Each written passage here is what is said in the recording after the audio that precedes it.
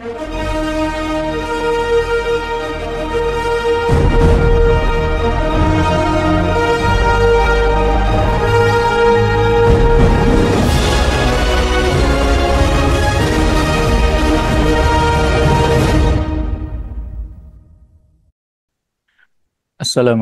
warahmatullahi wabarakatuh. Hamdan wa syukranillah salatan wa salaman ala rasulillah wa ba'du. Para satitu rahmakumullah, ada satu materi yang perlu untuk kita jadikan sebagai renungan bersama, yaitu menjaga keikhlasan dalam beramal. Ini diambilkan dari hadis sahih riwayat Muslim nomor 1905 yang berisi amal yang tidak dilandasi oleh keikhlasan. Hadits ini diceritakan oleh Abu Hurairah radhiyallahu anhu bahwasanya Rasulullah SAW bersabda, "Inna awalan nasi yuqda yaumal qiyamah alaihi." Sesungguhnya orang yang pertama kali diputuskan diadili pada hari kiamat nanti adalah rajulun ustushhida, seorang laki-laki yang mati syahid. Dia berjuang fisabilillah, kemudian meninggal. Fa'utiya bihi, maka didatangkanlah dia. Fa'arrafahu ni'amahu, Allah menyampaikan, memperlihatkan kepadanya nikmat-nikmatnya. Fa'arrafaha, sehingga dia pun mengenalinya. Qala, maka Allah berkata kepadanya, Fama ambil tafiha, apa yang telah engkau lakukan dengan nikmat itu? Qala, dia menjawab, Qataltu fika hatta ustushitu, aku berperang di jalanmu ya Allah sampai aku mati syahid seperti ini. Qala, maka Allah menjawab, dan Allah Maha tahu dengan maksud tujuan laki-laki ini, kadzabta, kamu telah berbohong, berdusta. Walakinnaka qatalta li an yuqala jari, tetapi engkau berperang supaya engkau disebut sebagai pemberani, sebagai pahlawan. Faqad qila, dan engkau telah mendapatkan sebutan itu. Predikat itu telah disematkan kepadamu oleh manusia. Tsumma umira bihi fasuhiba ala wajhihi hatta ulqiya finnar. Kemudian diperintahkan agar orang tersebut dibawa, maka diseret wajahnya terjerembab ke tanah sampai dia pun dilemparkan ke neraka. Kemudian berikutnya warajulun ta'allamal ilma, laki-laki kedua yang diadili di hari kiamat nanti, seseorang yang belajar agama, wa'allamahu, dan mengajarkannya, wa qara'al Qur'an, dia membaca Al-Qur'an, ahli di bidangnya, di bidang qiraatul Qur'an. Fa'utiya bihi, maka orang itu didatangkan, fa'arrafahu ni'amahu fa'arrafaha. Sama seperti laki-laki pertama, Allah menunjukkan, memperlihatkan nikmat-nikmatnya sehingga dia pun mengenalinya. Qala, fama ambil tafiha. Allah bertanya, apa yang kamu perbuat, yang kamu lakukan dalam hal nikmat-nikmat itu? Dia mengatakan, ta'allamtul ilma wa 'allamtuhu. Aku telah belajar tentang ilmu, kemudian aku mengajarkannya. Wa qara'tu fikal Qur'an, dan aku membacakan Al-Qur'an untuk mendapat pahala darimu ya Allah. Maka Allah Maha tahu dengan maksud orang ini, qala kadzabta, kamu telah berbohong. Walakinnaka ta'allamtal ilma liyaqala alim. Engkau belajar agama supaya, maksudnya belajar ilmu di sini ya, belajar tentang ilmu sehingga menjadi seorang alim, liyaqala alim, supaya mendapat predikat sebagai seorang alim. Wa qara'tal Qur'an liyaqala huwa qari', dan engkau membaca Al-Qur'an supaya mendapat predikat sebagai qari', ahli dalam bidang baca Al-Qur'an. Faqad qila, Dan ucapan itu telah disampaikan orang-orang. Mereka telah memberikan pujian sesuai dengan harapanmu. Tsumma umira bihi fasuhiba ala wajhi hatta ulqiya finnar.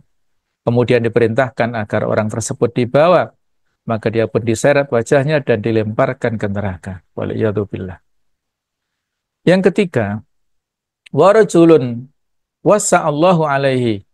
Allah mendatangkan seseorang yang Allah Ta'ala berikan kelapangan rizki kepadanya. Wa'atahu min asnafil mali kullih. Allah memberikan kepadanya bermacam-macam harta yang sangat banyak. Fa'utiya bihi fa'arrafahu ni'amahu fa'arrafaha. Dia didatangkan dan Allah Ta'ala beritahukan nikmat-nikmatnya dan dia pun akhirnya tahu mengingat nikmat-nikmat tersebut. Qala, maka Allah bertanya sama dengan yang pertama dan kedua, fama amilta fiha, apa yang kamu kerjakan dalam hal nikmat-nikmat itu? Qala ma taraktu min sabilin tuhibbu an yunfaqa fiha illa anfaqtu fiha laka. Aku tidak meninggalkan satu jalan pun sebagai peluang untuk berinfak, melainkan aku berinfak di dalamnya. Jadi dia memanfaatkan segala macam peluang-peluang infak. Qala kadzabta, Allah Maha tahu dan menjawab, kamu telah berbohong. Walakinnaka fa'alta liyuqala huwa jawad. Kamu melakukan itu supaya mendapat predikat sebagai dermawan. Faqad qila, dan orang-orang telah menyebut itu. Menjadi viral, diekspos di media massa, menjadi tokoh dalam hal kedermawanan, dipuja-puja dan lain-lain. Summa umira bihi fasuhiba ala wajhi summa ulqiya finnar. Maka dia pun diperintahkan, kemudian dia diseret wajahnya dan dilemparkan ke neraka. Waliyadzubillah.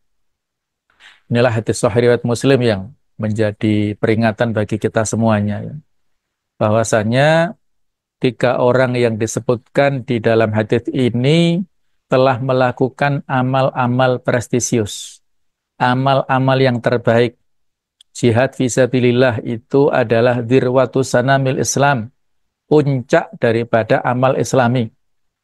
Kemudian ilmu, qiraatul Quran itu juga merupakan status yang bagus. Kemudian dermawan, sodakoh, itu juga amal-amal yang sangat luar biasa. Tetapi karena masing-masing pelakunya tidak dilandasi oleh keikhlasan di dalam melakukan amal-amal ini, ada unsur riyaknya, ingin dilihat dan mendapat pujian dari orang lain, serta ada unsur sum'ahnya, ingin didengar, mendapat pamrih dari sesama manusia, maka Allah tidak rela ataupun tidak sudi menerima amal-amal daripada tiga orang ini. Nah, para sadir, rahimahumullah, pengertian ikhlas kita sudah sering mengatakan dan kita pun juga sering berwasiat. Ikhlas ini kata yang mudah diucapkan tapi susah untuk dilaksanakan, harus terus-menerus. Secara bahasa memiliki pengertian maknanya bersih, murni dan khusus. Madu, yaitu al-asalul khalis, ya, madu yang murni, tidak ada campurannya. Walillahi dinul khalis. Allah memiliki agama yang murni. Kemudian dari sisi istilah banyak sekali para ulama yang mendefinisikan. Yang saya sitir di sini, Said Sabiq dalam kitab Islamuna mengatakan ikhlas adalah an yaqsudal insanu biqaulihi wa amalihi wa jihadihi wajhallahi wabtigha mardhatih. Seseorang menyengaja dalam perkataan, perbuatan dan jihadnya semata-mata hanya mengharapkan wajah dan ridha Allah Ta'ala saja, bukan untuk yang lainnya. Min ghairi nadharin ila maghnam au jahin au laqab au taqaddum au ta'akhur liyartafi'a al-mar'u an naqaisil a'mal wa radha'ilil akhlaq wa yattasila mubasyaratan billah. Dalam amalannya itu dia tanpa memperhatikan ghanimah, harta rampasan perang, imbalan-imbalan berupa materi, dia tanpa mengharap pangkat, gelar, kemudian takotum, kemajuan ataupun kemunduran, apakah dia diletakkan di depan, di tengah, atau di belakang shaf, apakah dia menjadi public figure atau hanya anggota biasa, itu tidak mempengaruhi amalnya, kontribusinya. Liyartafi al-mar'u an-naqaisil a'mal, agar dia terangkat dari perbuatan-perbuatan yang rendah, waradha'ilil akhlak, dan akhlak yang hina, wa tasilat mubasyaratan billah, serta berhubungan langsung dengan Allah Ta'ala. Diangkat derajatnya oleh Allah, tidak peduli dengan pandangan manusia kepadanya. Nah, inilah kurang lebih makna ikhlas secara bahasa dan secara istilah. Untuk mengingat kembali, insya Allah sudah sama-sama kita pahami, hanya untuk mengingatkan ulang. Nah, ikhlas adalah memurnikan niat dalam bertakwa kepada Allah Ta'ala dari segala kotoran-kotoran. Karena hati ini akan rusak oleh tiga hal, yakni yang pertama yaitu syirik akbar, syirik besar. Ketika seseorang meyakini memberikan hak-hak rububiyah uluhiyah yang harusnya kepada Allah saja, tetapi diberikan kepada makhluk, maka itulah syirik besar. Itu akan bisa meruntuhkan agama kita tanpa sisa. Jadi orang yang melakukan kesyirikan, maka amalnya menjadi hilang. La in asyrakta la yahbatanna amaluk wa la takunanna minal khasirin. Itu ancaman Allah kepada Rasulnya. Wahai Muhammad, seandainya engkau berbuat syirik, maka amalmu akan hilang dan engkau akan termasuk orang-orang yang rugi. Kalau Nabi saja diancam seperti itu, apalagi kita. Kemudian ada ayat lain, walau asyraku lahabitu anhum ma kanu ya'malun. Seandainya mereka melakukan syirik, maka hapuslah amal mereka, ya hapuslah dari apa-apa yang mereka kerjakan. Ini syirik berat, syirik besar harus kita waspadai. Sedangkan syirkul asghar merusak amal yang sedang kita lakukan.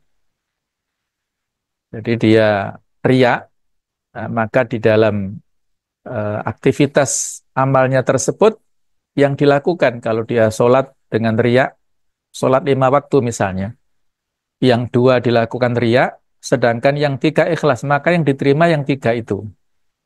Tapi kalau kelima-limanya riya, ya hilang semuanya. Nah, itu ya harus kita hindari, yang namanya syirkul asghar. Kemudian beramal akhirat untuk mendapatkan dunia. Orientasinya bukan untuk uh, murni. Jadi ini harus kita waspadai ya. Jadi orientasi harusnya beramal akhirat ini untuk lillahi ta'ala. Tapi kadang-kadang ada motivasi-motivasi yang menjadikan kita ini berpikiran pragmatis ya. Maka harus kita luruskan niat kita itu lillahi ta'ala. Kita diingatkan oleh ayat di surat Hud ayat 15 dan 16. Di mana ayat inilah yang paling banyak membuat mata para sahabat saat itu menangis. Tersentuh oleh dua ayat ini. Man kana yuridul hayatad dunya wa zinataha. Barang siapa yang menghendaki kehidupan dunia dan perhiasannya, nuwafi ilaihim a'malahum fiha. Akan kami berikan kepada mereka balasan pekerjaannya mereka tersebut fiha, di dunia ini. Wa hum fiha la yubkhasun. Dan mereka di dunia tidak akan dirugikan. Kalau obsesinya dunia, akan diberikan. Orang yang bekerja untuk dunia, orang yang belajar untuk dunia, orang berobsesi ini diberikan. Allah sama sekali tidak mendolimi kepada siapapun. Ulaikal ladzina laisa lahum fil akhirati illan nar. Mereka itulah yang di akhirat tidak mendapatkan balasan kecuali neraka. Wa habita ma sana'u fiha wa batilum ma kanu ya'malun. Dan lenyaplah di akhirat apa yang telah mereka usahakan di dunia, dan sia-sialah apa yang telah mereka kerjakan. Seperti tadi, contoh 3 orang di hadis riwayat Muslim tadi. Jadi mereka melakukan amal-amal yang harusnya untuk akhirat, tetapi obsesinya dunia, maka Allah tidak ridho.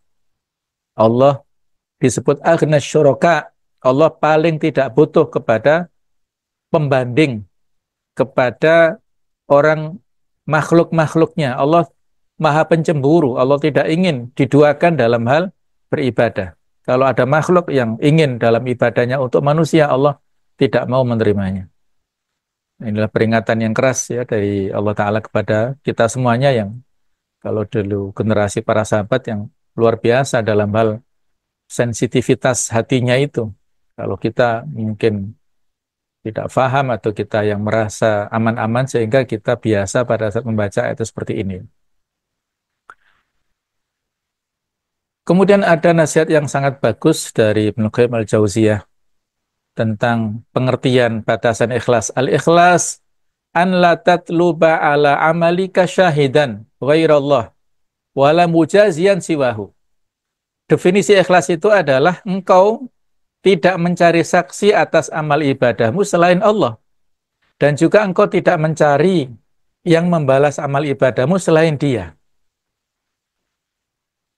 Jadi di dalam surat Al-Insan yang menyebutkan bagaimana keikhlasan Ali dan keluarganya memberikan infak kepada 3 orang yang dalam kondisi lemah, anak yatim, kemudian orang miskin dan orang yang tertawan itu, kata Allah Ta'ala di ayat itu sebagai bentuk ekspresi daripada sikap Ali dan keluarganya, innama nut'imukum liwajhillah la nuridu minkum jazaa'a wala syukura.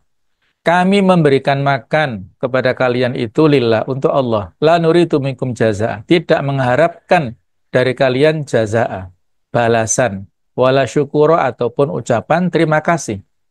Cukup yang membalas dari Allah dan cukuplah nanti yang memberikan terima kasih. Ya, karena Allah adalah syakur, zat yang maha membalas, memberikan ucapan terima kasih kepada hambanya.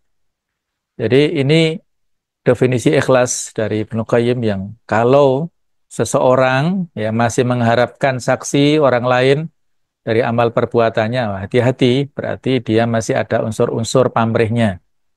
Kalau sudah ikhlas karena Allah, ya sudah, kita eh, murni karena Allah.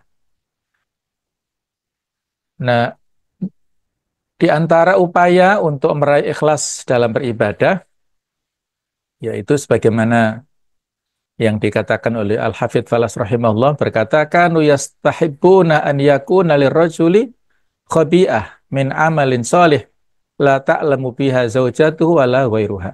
Dahulu mereka para ulama salaf menyukai seseorang memiliki amal soleh yang disembunyikan, yang tidak diketahui bahkan oleh istrinya sendiri maupun oleh orang lain.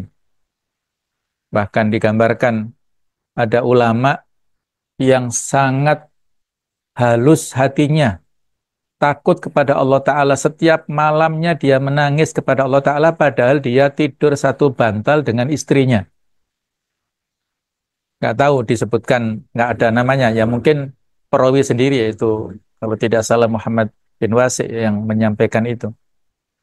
Jadi itu dia betul-betul takut ya, dan disebutkan ya dalam kisahnya itu bahasanya mata Muhammad bin Wasi ini sampai karena seringnya menangis sehingga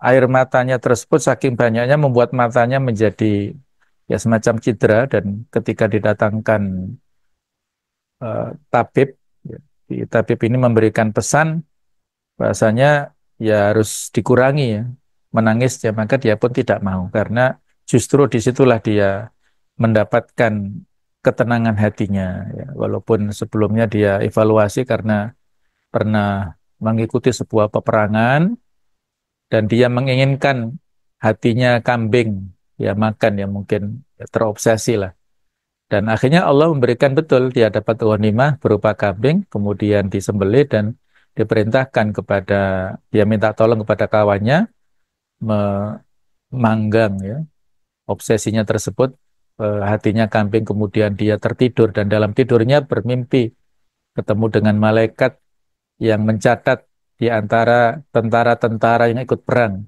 Siapa yang berperang karena maksud ingin mendapatkan gelar pemberani, siapa yang berperang dalam rangka untuk mengharapkan obsesinya, ya, termasuk mendapatkan ghanimah, itu dicatat. Nah, ketika mendatangi Muhammad bin Wasi ini, dia ketakutan dan mengatakan, jangan tulis aku sesuai dengan yang aku inginkan, yaitu hati kambing. Dia sangat takut dan akhirnya terbangun dan dia insaf dari kesalahannya, ya. Itulah luar biasa, ya, kesolihan dan kelembutan hati para ulama kita dulu. Jadi ikhlas ini jangan sampai tercampur antara tujuan murninya dengan obsesi-obsesi pribadi. Kita kebetulan akan memasuki ibadah puasa di bulan Ramadan, ya. Puasa Ramadan ini iman dan wahtisaban. Landasannya iman dan untuk mendapatkan ridha Allah. Jangan sampai dibarengi dengan obsesi-obsesi pribadi yang mungkin kebetulan kita punya maksud di situ.